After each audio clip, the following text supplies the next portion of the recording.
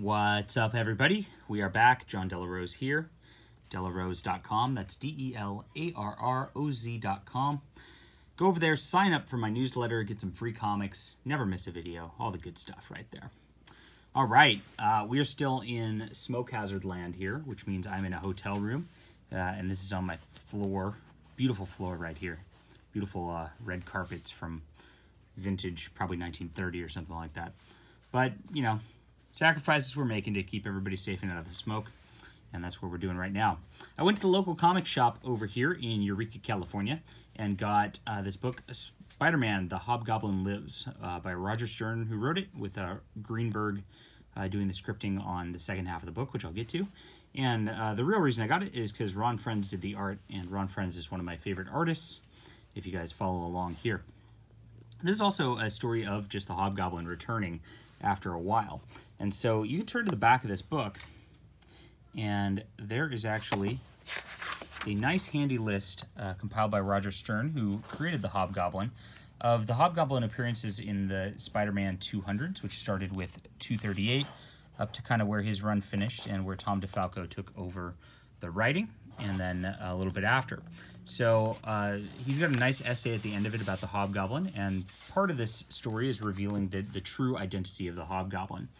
Now, the Hobgoblin storyline in the 80s was such a big deal that everybody rushed out to buy all these issues and all that, and everybody was like worrying about the mysteries and all that stuff, and they were trying to figure out exactly who the Hobgoblin was and what was going on with that whole storyline.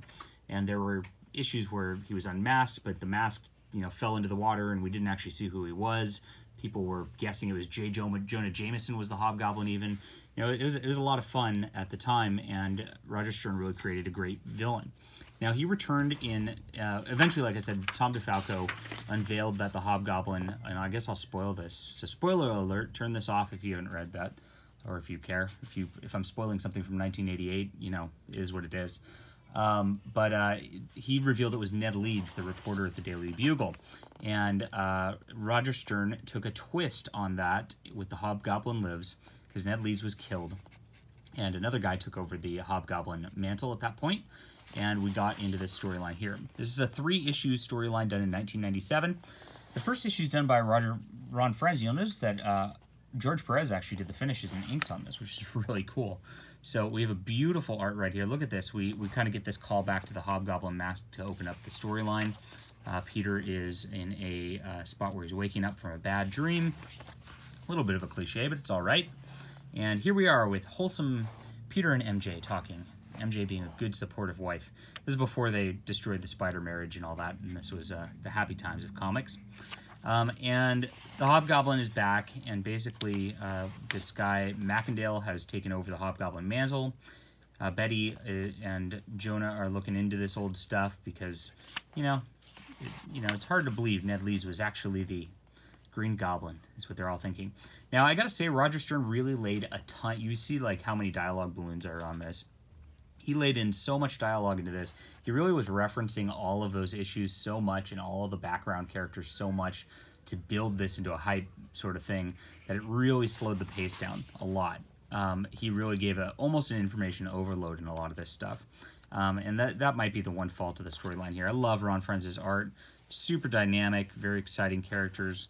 The way Spider-Man's grabbing Betty and carrying her off right there. Good stuff.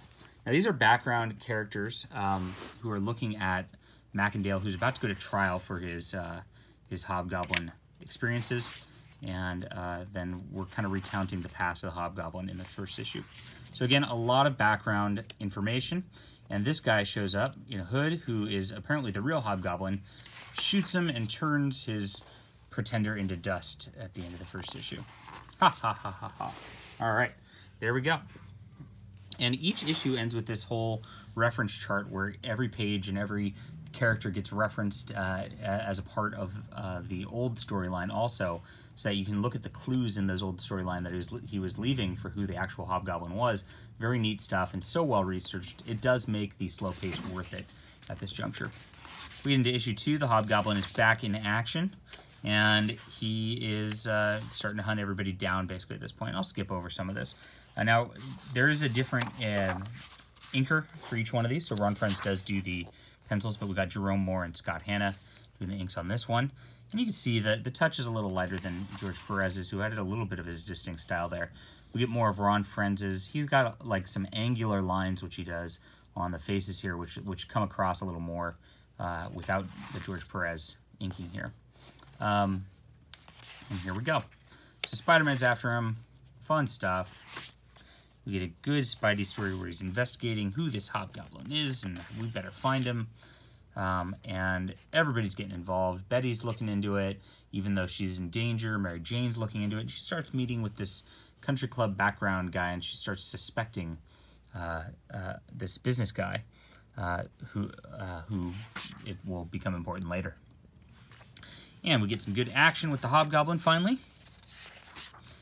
And these are oversized, so I think they're 32-page issues each. So we get a bunch going on. And Spider-Man gets flung into the water, a reference to when the Hobgoblin fell into the water that one time, and the reference page again. And finally, the big conclusion. Look at this cover by Ron Frenz. Really cool stuff. This is a double-sided cover. Obviously, they're showing the back, and they've got the split face of Betty on here, and the Hobgoblin and Spider-Man fighting in the foreground.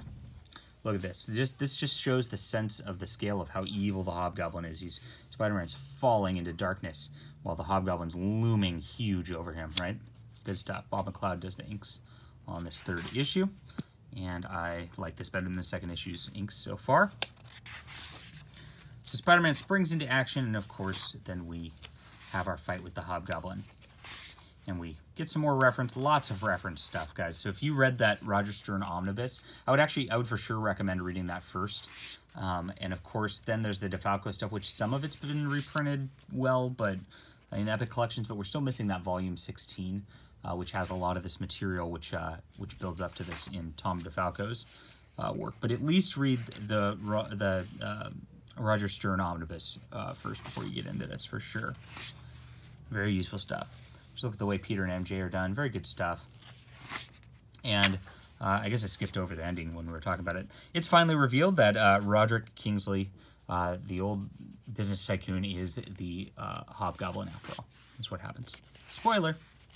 And that's that. So that's the end of that miniseries. Very nice miniseries.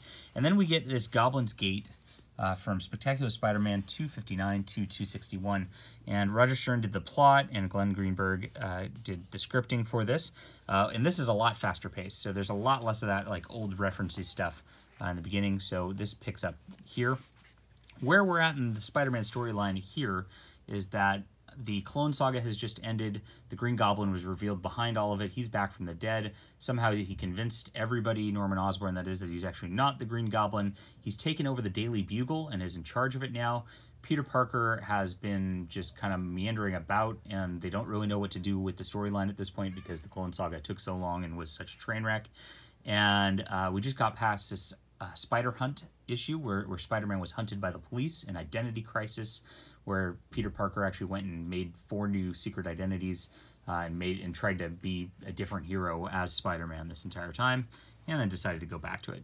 And I don't know that this has been reprinted anywhere else, but basically the Green Goblin's here. Roderick, the Hobgoblin, claims he has one of Osborn's old journals. Who's the art by in this one? Art is by Luke Ross. And this is pretty standard, like 90s fair Spider-Man right here. You know, I just don't feel like the faces work very well. The coloring really in this era was pretty dismal. And look at this. Look at the faces here on Mary Jane. Just very funky looking. But you know, tells the story okay as far as it is. But once you get past that Ron Frenz and George Perez art, it's like, oh, never mind. Now we're on the B team. What can you do?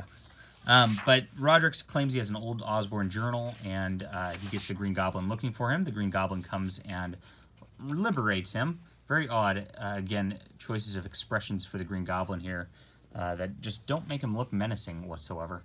And it doesn't really act like a mask on here. It's just his face that's green, which is bizarre because he takes off a mask later. And it's revealed that Norman Osborn has a Green Goblin working for him, basically, at this point. So Norman and the Hobgoblin work together. He claims his brother has the journal, and he's going to hook him up with it and all that. Spider-Man goes after him, tries to find all of them. I'm kind of poo-pooing this and going quick, but that's because the last one took so long. We're already 10 minutes into this. Sorry about that. We get a nice knockdown, drag-out fight with the Hobgoblin, which ends here, and they leave a cliffhanger at the end of the issue. Very well done, where he looks like he's about to unmask Spider-Man, at which point Norman Osborn's like, nah, don't bother. And the Hobgoblin goes, wait, you must already know who he is. Norman Osborn realizes that the Hobgoblin never really had a journal, and he was just using him to get out of jail, and they both fight, and there's a bunch of explosions. Big fight scene for like 10 pages, and then they both disappear, and Peter goes, oh, I'm a failure, and Mary Jane goes, oh, no, you're not. You saved people's lives. Yeah, nice little touching scene here. Beautiful stuff. I like the ending. And then Norman Osborn kind of does his thing at the end. And Roderick is like, I'm retiring as the Hobgoblin. He like moved to Cabo or something like that. He's on some island where he's just like, I'm just taking my fortunes, getting out of here. I don't know why I didn't do this before. Very, very funny stuff. So that's how it ends. This is the return of the Hobgoblin, basically. The Hobgoblin lives. Loved it.